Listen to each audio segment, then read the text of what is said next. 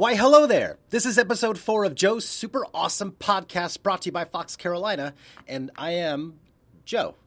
Yeah, that's me. Anyway, this week we're talking to a character unlike anyone I've ever met. His name is Jeff Bannister, also known as the Rhino. At a younger age, he was in the Army, and then he actually owned his own company, which he sold 3 years ago, but now he's doing something more exciting because he's known for his work on the grill and on TV too. You may have seen him on reality shows Fat Guys in the Woods and American Grilled, or anywhere else throughout the upstate as an Uber driver, as a line cook, or as the captain of an annual cooking fundraising event, unlike anything, again, I've ever seen, called Bovinoche. If you ever met him, you know he's impossible to forget. And if you haven't, well, here he is. We sat down with him at the wonderful Soby's restaurant in downtown Greenville, where he brought some food, a bottle of wine, and I should mention, we met on a Tuesday at around 10 a.m.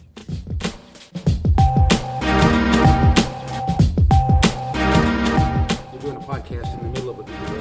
Yeah. Gina told me these pictures I got taken. I have to get them with people behind us because it makes the restaurant look busy. Okay. Good. All right, cheers. Cheers. Happy Tuesday morning. Happy Welcome to Soby's. Welcome to Soby's. Best tomato sandwich in the world. So, Jeff the Rhino, why are you called the Rhino? There was a book by Scott Alexander written a long time ago called Rhinoceros Success. Mm-hmm.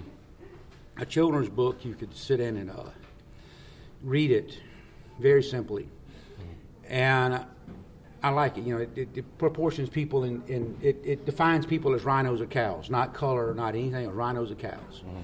Rhinos are loyal, honest, hardworking, family-oriented. They mate for life. Right. They're thick-skinned. They're tough. You don't screw with a rhino. And cows, well, we all know cows get led to slaughter. Right. And I've got a rhinoceros tattoo on my back. Do you? And I think that when you have young kids, it's from a spiritual standpoint, and by the way, I'm not a very good Christian. I'm just a guy who's trying. Mm-hmm. It's hard to explain the Holy Trinity, Father, Son, and the Holy Spirit. It's all one and the same and all different and everything together. Mm-hmm. But you can always explain a great safari, and there's a safari guide. They understand that. That's awesome.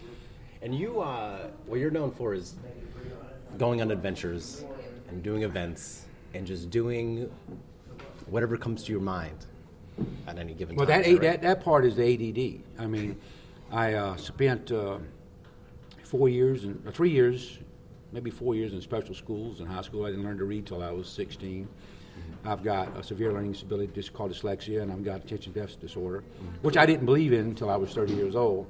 Yeah. But some friends sat down and did an ADD intervention with me. Mm-hmm. And doing whatever comes to my mind is just natural. It's been that way, and I thank God every day that I got the right woman. I think behind every successful man, you have a good woman. And as one of my friends who's been twice divorced reminded me, he said, behind every failure, there's one too. But I picked the right woman, and Miss Olga has been my steering factor. She retains me, not controls me, but steers me in the right direction. Right. Makes me go to church. Mm-hmm. I've got, she's supportive of everything I do. Only have four rules to my marriage. What's that? And I'm not sure I can talk about them on the podcast. The 4 rules of my marriage is 1, no pornography in the house. Mm. That includes Maxim magazine. She don't like that. I'm not even sure she likes the swimsuit edition of things. So, I mean, she's Roman Catholic from South America, and I don't call them just regular Roman Catholics. I call them Shiite Catholics. Mm. I mean, I think Osama bin Laden had met her. She'd walked away. He'd walked away and went, God, that was extreme. So I've got the no pornography, which includes Maxim magazine. I can live with that. Mm-hmm. No strip clubs whatsoever, right. Which is wild. One of my very good friends owns a couple strip clubs, but we always meet to have drinks somewhere else. We don't go to his place. Mm-hmm. And so I've got those 2 rules. I go to church every Sunday. Mm-hmm. That's just kind of a rule that, happy wife, happy life. We're going to go to church on Sunday. Right. And then and the 4th rule is I'm absolutely positively not allowed to have sex with anybody with her. So, I mean, those are the 4 rules. If I follow those 4 rules, I can tell her tomorrow I want to climb Mount Everest, and she'll support me. You want to go kayaking down the entire state? Yep. I decided after I sold my business for 21 years, I went out and bought a kayak, and she said, I hope you learn to kayak. And I said, honey, by the time I hit Charleston, I'll be very good at it, I promise. And it ended up like a trip like Forrest Gump, where I was I took off. I did the entry. I had 14 days by myself, but by the time I hit Columbia, I started picking up people. And a hurricane came in, so I had to come off of the water, but people started following me, so I had to come off the water and then go back on and finish it by myself. Wow. Just because I was, for that solo adventure and that thing that, I had to control I had to be in control of myself. And, my wife asked me, I wish I'd have gone with you on that. And I said, honey, it's... I drug my kayak probably over 20 miles down the Erie River, crossing every thing. I'm the only person that I know has done the entire Erie. I can't find anybody in the last 100 years. And I said, there are days I'm falling down, I'm crying, I'm screaming at God, kind of like Lieutenant Dan in the movies in Forrest Gump. And I said, that's just not something I wanted you to see. It's just I had that personal challenge. And to see that I did it, I was in the military, and I think one of the reasons I joined the military was to go out and challenge myself as hard as I could. Right. Man, and before we get any further, I just want to take a bite of the sandwich because it looks delicious. All right, we have a break here. We're going to take bites of our tomato sandwich. We have Izzy's heirloom tomatoes, fried garlic, and, of course, Duke's mayonnaise. I see. Wow, the garlic makes a big difference. Oh, it does. I love, we have 22 Hispanic butchers in Greenville County. Okay. That almost nobody knows about. Beautiful stores that are as clean as any major store that you ever see. We have probably another 15 Asian stores, grocery stores, and I will go wander around, and I stumbled across fried garlic and fried shallots in a jar, and I put them on top of everything. I put them on top of my Cheerios. I love them. Now, so for 21 years, what was your career?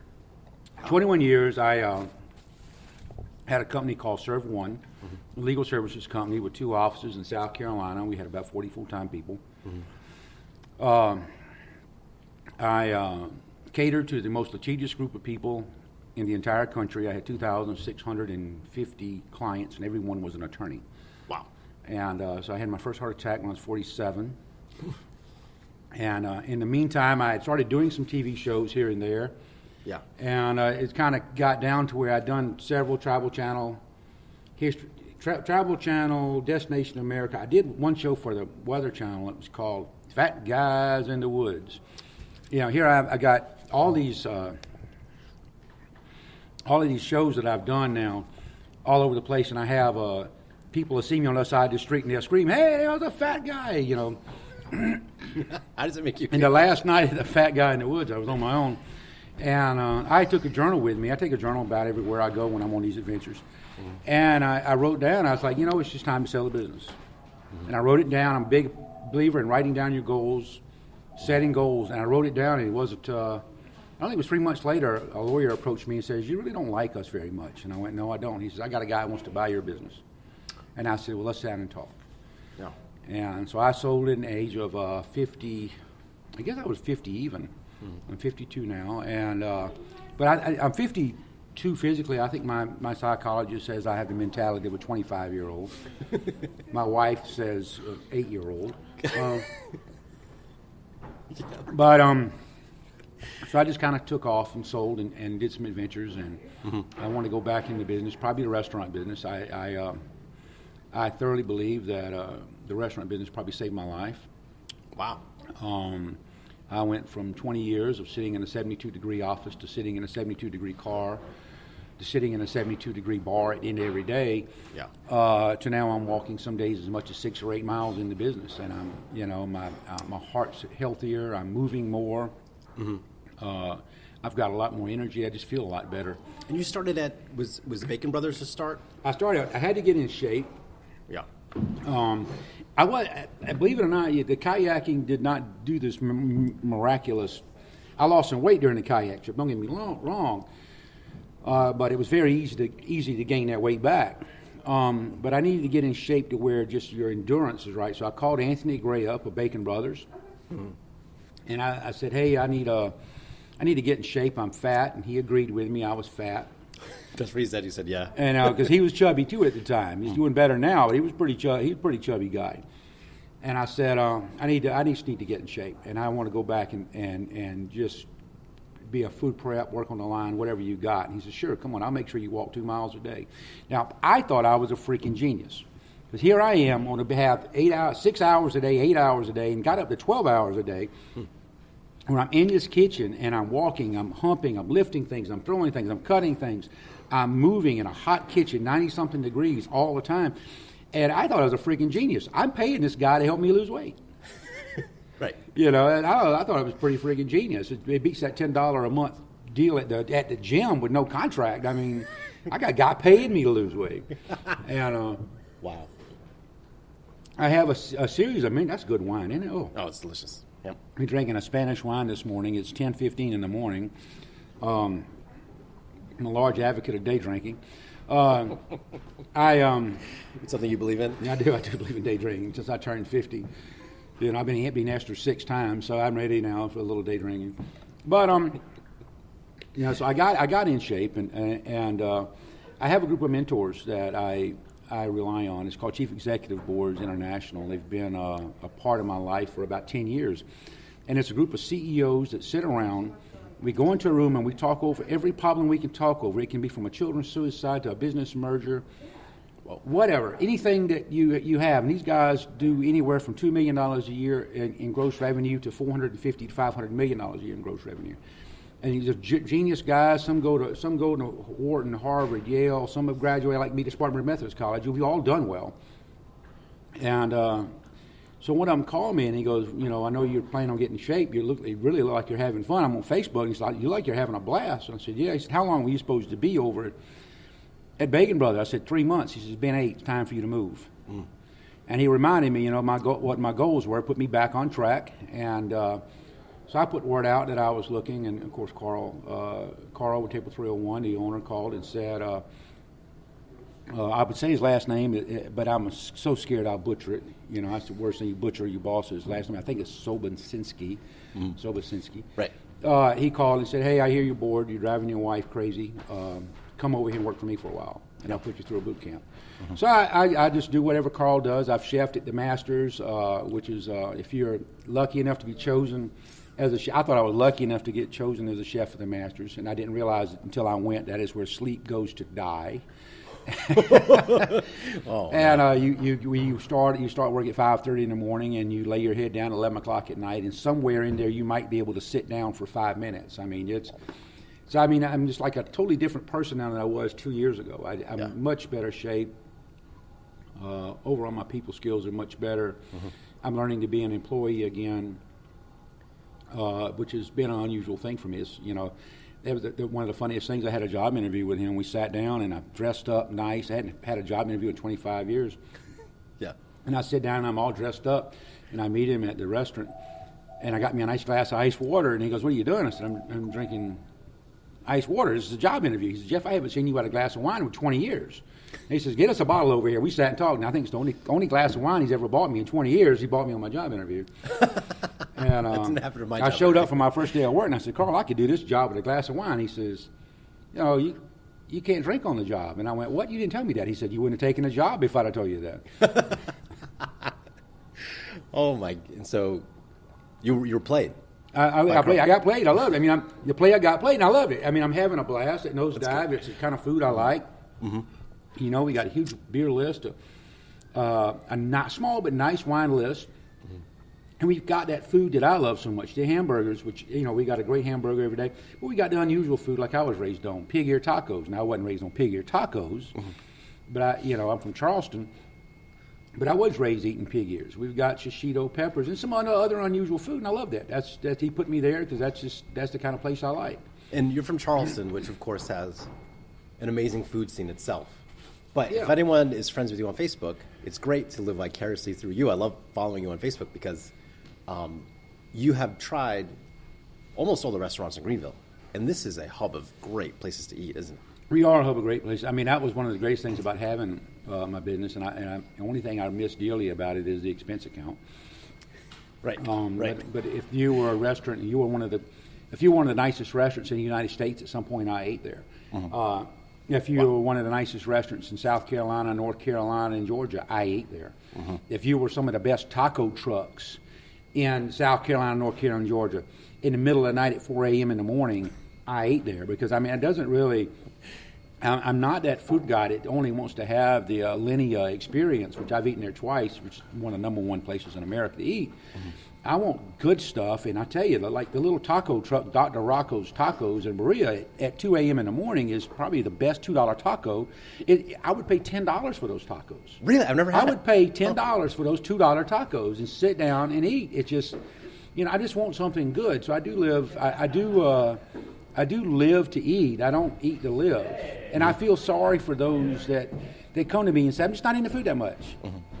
I'm just not into food. I just eat to live. Yeah. I don't live to eat, and I feel sorry for him because that's a passion. And I've noticed one thing: if a person loves food, he's passionate about food, he's going to be passionate about something else. It might be music, it might be sex, it might be drugs, it might be adventure. Mm-hmm. But if a person's passionate about food, I guarantee you he's going to be passionate about 2 or 3 other things. Mm-hmm.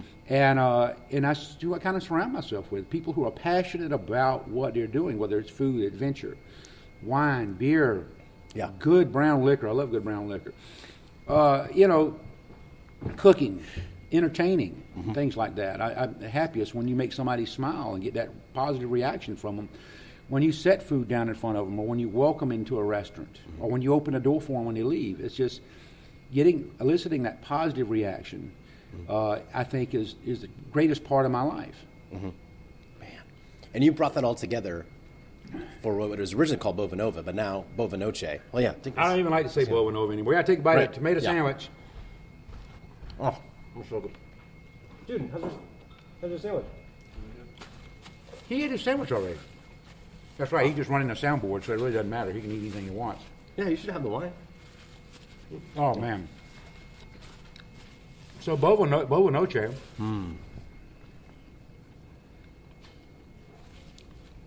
I got the idea one night. I watched Anthony Bourdain. Everybody watches Anthony. Mm-hmm. And he was in Uruguay, and he was cooking a whole cow. And I'm like, I can do that. So I looked over at my wife, and I said, I'm going to do that. And she's like, why do you want to do that? And I said, because I've never done it.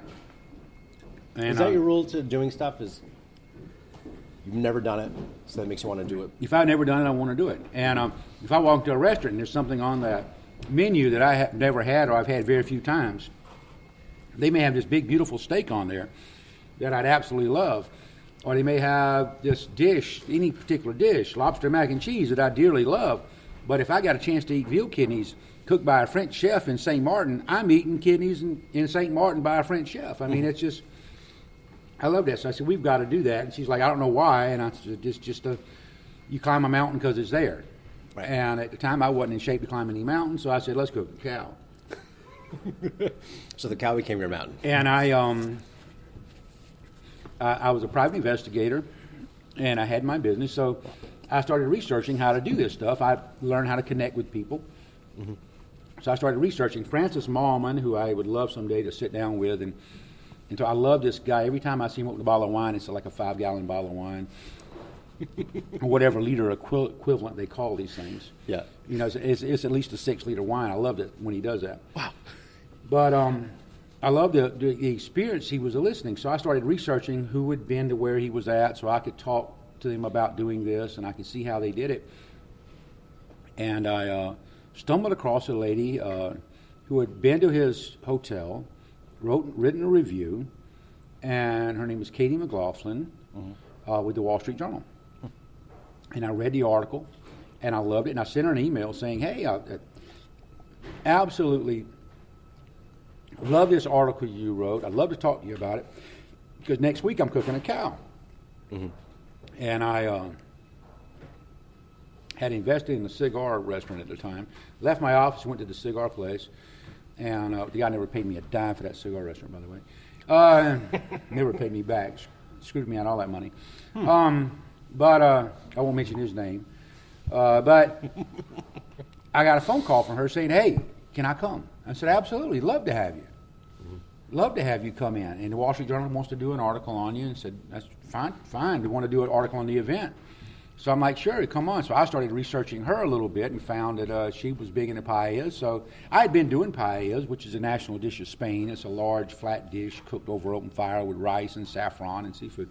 Mm-hmm. So I started researching paellas. I wanted to make sure if she was coming that we had the greatest pie, and she, sure enough, I think we had our first event on April 15th of 2011, and May 11th we were on the front page of the Wall Street Journal. I didn't have my picture on it, which I really wanted my picture so I could show my relatives, ha ha ha, I made it on the front page of the Wall Street Journal.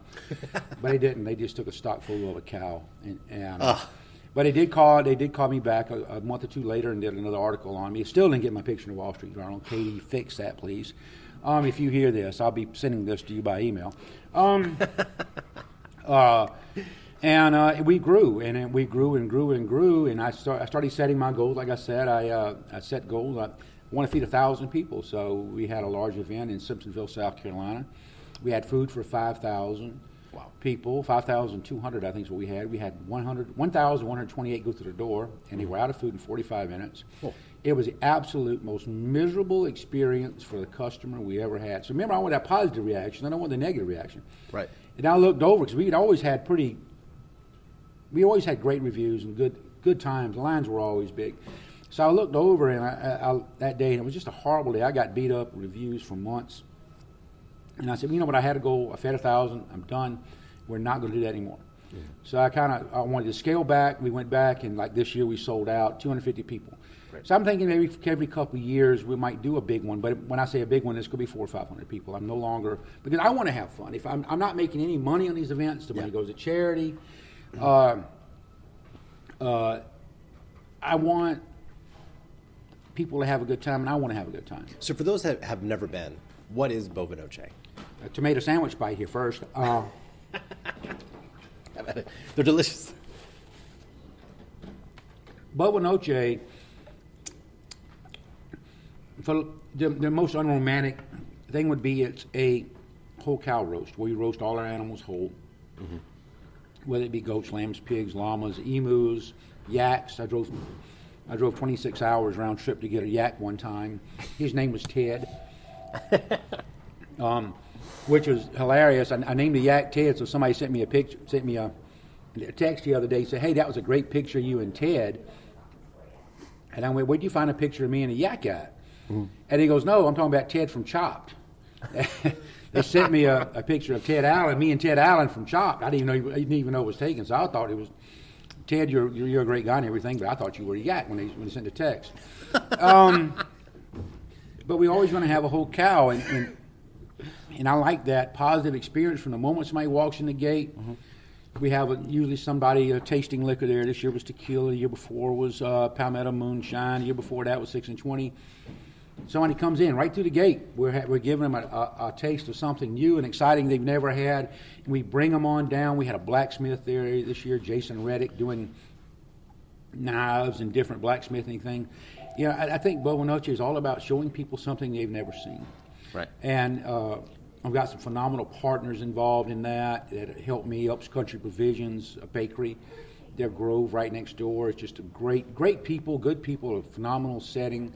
Tom Hall of Magnolia Lodge in Ridgeway, South Carolina. Christy Neme owns Bourbon, which is just a phenomenal cocktail bar, and Cajun Food Place. She's owned several restaurants in town. Right. The three of us are like brothers. We only met 3 or 4 years ago, and we're like just brothers. We finish each other's sentences. Mm-hmm. Asheville, we have Mike Moore. And Franny's Farm, we've done some up there, and I love that Asheville crowd. Mm-hmm. Just a very diverse group of people. I'm focusing on Charleston right now because there's just some great restaurants in Charleston. I would love to bring this event to Charleston. Right. And I'm starting to dabble now with one in Louisiana and one in Austin, Texas. Really? Yes. Interesting. Okay, breaking news. That's great. Now, how did the whole reality show thing come about? Did it start with Anthony Anderson? Was that the first one? I'm trying to remember.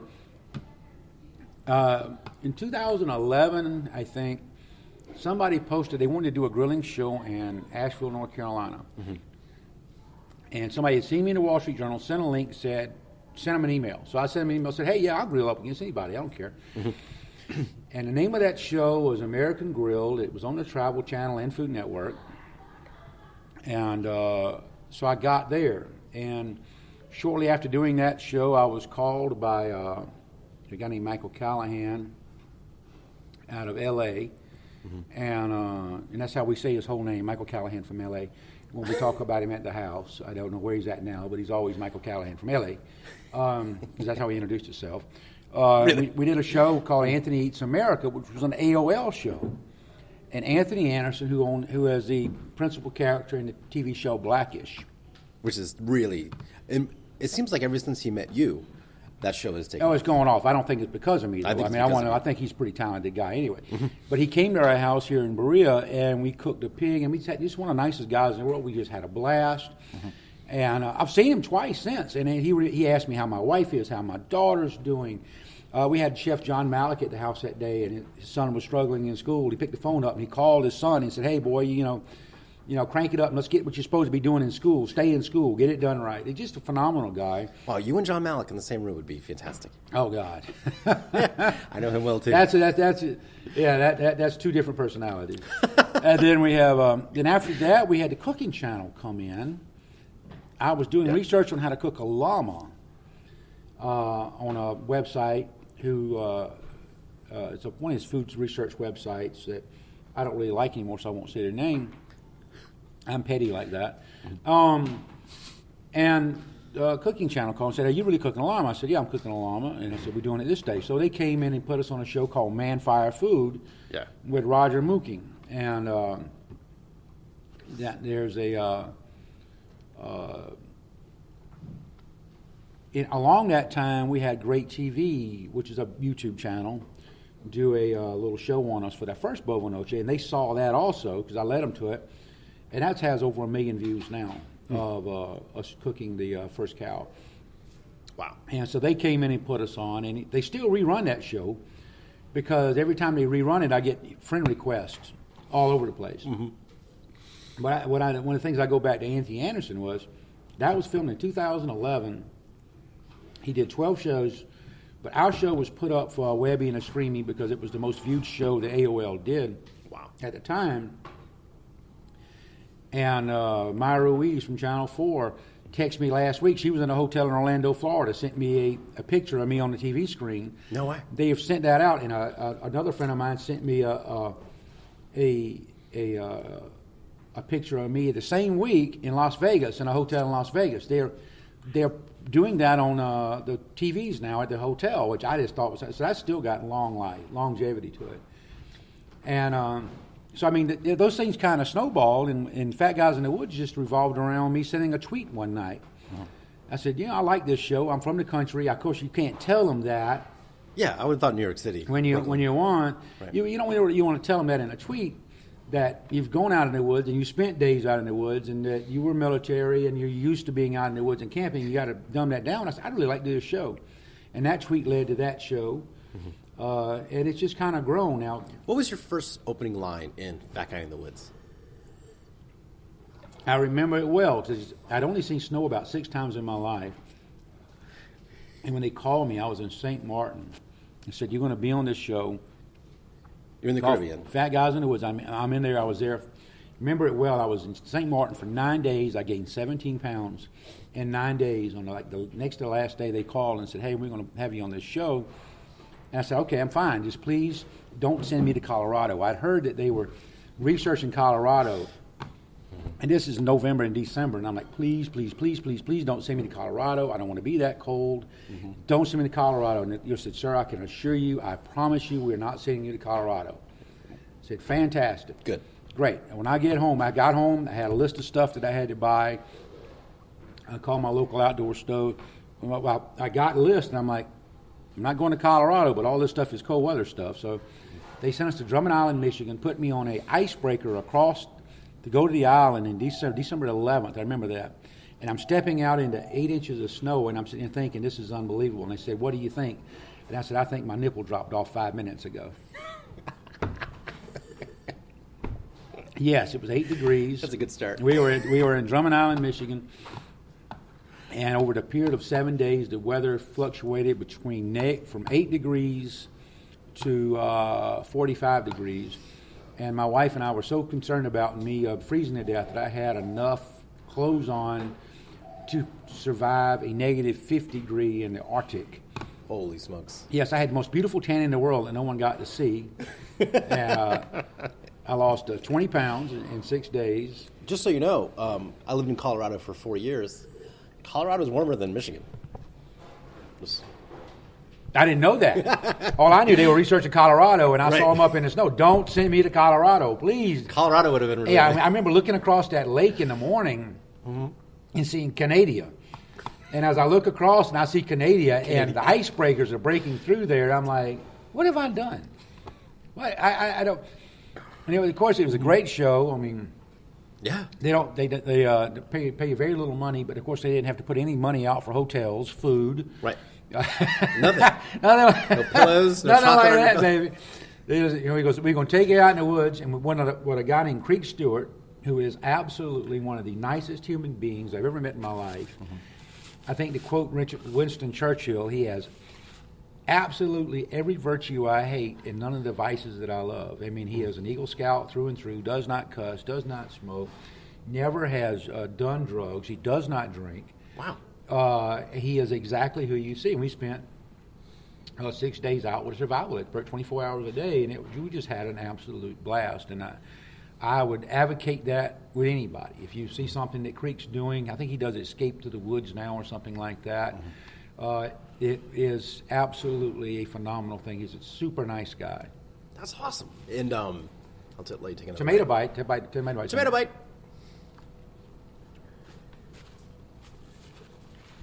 Yeah, that's good. That's very good. Sip of this beautiful Spanish wine I got for $4.95 a bottle.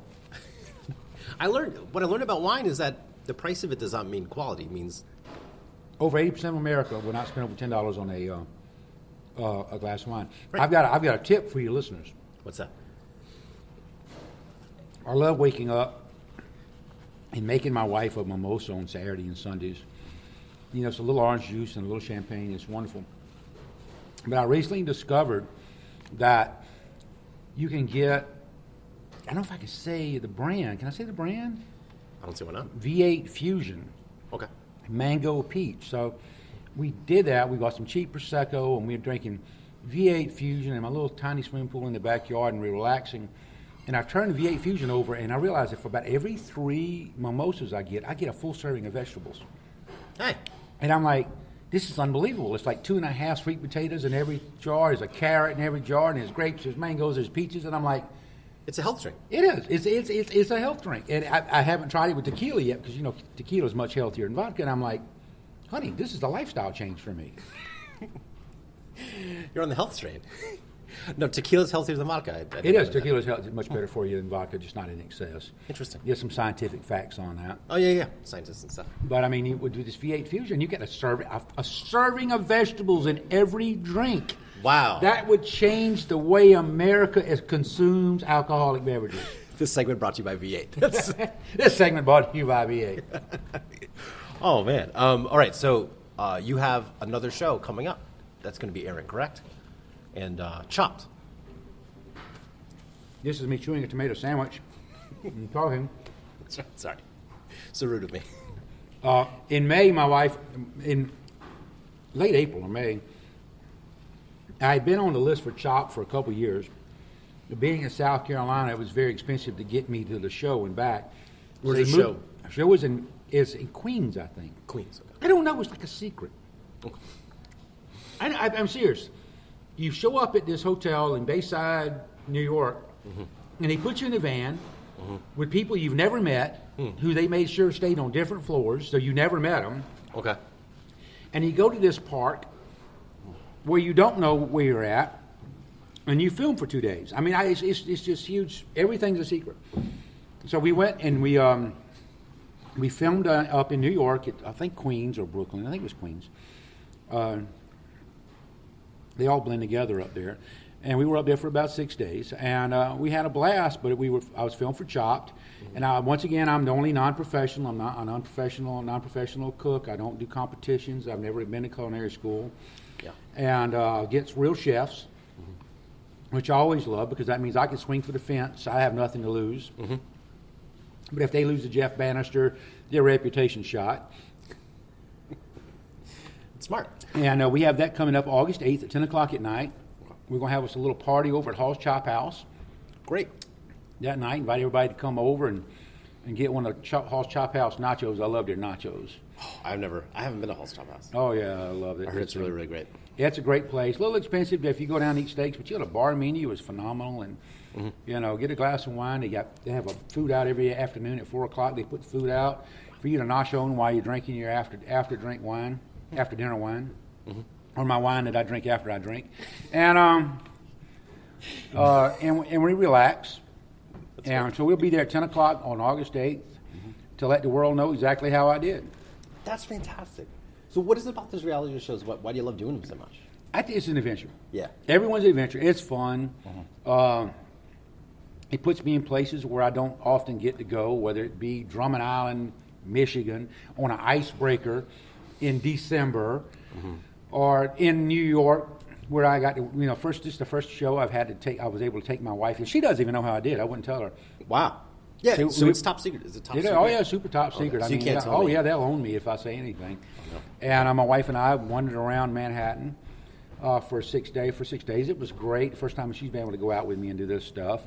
Awesome. And it's a lot of fun. I couldn't believe the difference in when you saw me on Fat Guys in the Woods, you saw me. There was 20 people behind that camera at times. Right. Sometimes. Here on Chopped, I mean, the set was as big as a city block in Greenville. Wow. And you had hundreds of people on the other side of that camera that you didn't see. We had cameras on cranes. At no time did you have a chance, did you ever want to pick at your underwear or pick your nose? Because there was cameras on you all the time. So you just let them be. Oh, just let it go, rough it out. Some people have to tough it out. And so, I mean, it was just a phenomenal experience. They treated us so well. So, I mean, I've done some of these reality shows that were just, you were treated worse. You're just a talent. They can use you and abuse you. Right. I'll tell you, with the Fat Guys in the Woods group and this Chop group, they treated us just great. Absolutely phenomenal people. Great. Oh, my gosh. We just had a blast. What's next for you, my man? I don't know. I don't know. I'm debating on giving up TV. Wow. I've done a TV show now every year. Actually, I've done a TV show about every year. This time of the year, we have a show coming up between July and August. And I don't know. I'm thinking about just kind of hanging it up and seeing what's going on. But I mean, it is fun. It is fun. It's something I can say I've done now. You were saying you want to do a little bit more with restaurants, maybe own your own. Is that right? I like to work with restaurants. I'd like to do some stuff to help our veterans, our homeless veterans. Yeah. 1/3 of our veterans in the United States are homeless. Excuse me, 1/3 of the homeless in the United States are veterans. Right. And that bothers me a lot, that we can have a fundraiser and charge $100 black tie event to save a puppy. Yeah. But we will step over a homeless veteran or won't make eye contact with him walking into that event. It bothers me personally on a lot of levels. I would like to do some stuff with children who have learning disabilities, having suffered learning disabilities in my life, to let them know, you can don't let this define you. You define who you are. Set your goals and go toward them. That the sky is the limit, even though you have dyslexia or you have ADD or you have ADHD. I'd like to work with those kids. So I'm still focusing on the Bovinoche and trying to make it bigger and better and more profitable, so I can help people better. I think that I feel guilty sometimes. I don't think we've done enough with Bovinoche to help the veterans that I would like, and I'd like to do it better and like to bring more awareness to it. We have a woman here in town, Amy Clark Burns, I think is her name, and she has a Facebook page called Veterans of Heroes. And what I love about her is she is in those veterans' faces. She looks them in the eye, and she will set them up in apartments. She will get them couches. She will get them TV. She will get them cookingware and get them what they need, whether it be medical. She is just a phenomenal hands-on person, and I'd really honor her on that. I wish I had more time to do that, and I feel guilty. I don't. Yeah. I do think that Congress is not going to help us. I don't think they care about our veterans. I don't know if Congress even cares about us anymore. Republican or Democrat. I'm sorry, I just don't. But I see our veterans as us being able to be who we are and what we do today, and we're not doing enough to help our homeless veterans, whether it be mental health care, job training, transitioning back to civilian life, because it is a big transition. And you know better. You were in the Army. I was a Desert Stormer, and I was also a state trooper.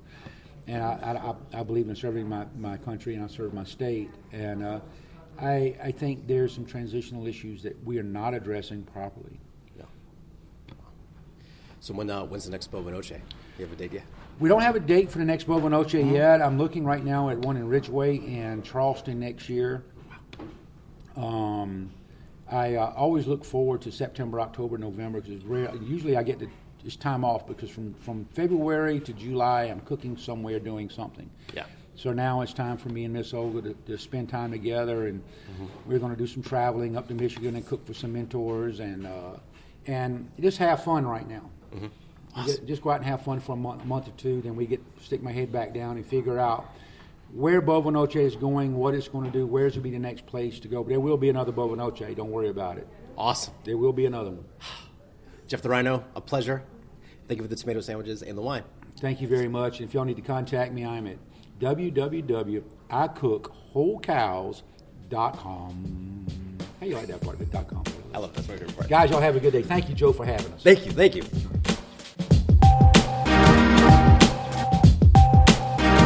Thanks for listening, and please check us out on foxcarolina.com to hear more episodes. And please subscribe on iTunes or Stitcher as well, so you know when we post a new interview with some of these incredible local people. And please write a quick review as well. That'll be the best. That'll be the greatest. I would love you so much. And so far, only my dad has left one. Thanks, Dad. Well, until next week, take care.